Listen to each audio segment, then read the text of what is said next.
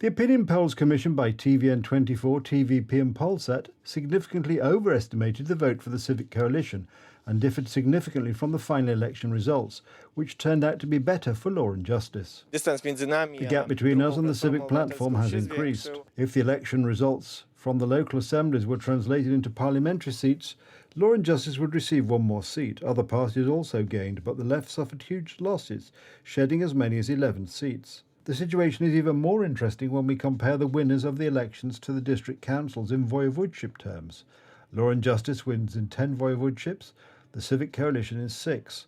The situation in the largest cities is in favour of Civic platform. Law and Justice wins in smaller towns and villages. There is no shortage of surprises. It turned out that there are cases such as Rzeszów, where contrary to exit polls, our candidate entered the second round, or Warsaw, where it turned out that Tobiasz Bocheński achieved a result 5% higher than predicted by pollsters.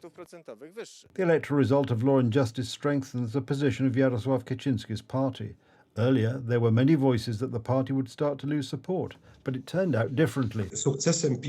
Law and Justice's success is the fact that it has maintained its public support in unfavourable conditions, in a situation where there is opposition and no access to public media. But as the professor points out, to gain power, Law and Justice first needs to expand its own electorate. Secondly, obtain greater coalition capability, because so far, as practice shows, these capabilities are quite limited. What do polls think about the election results? People tend to look for good and fairness.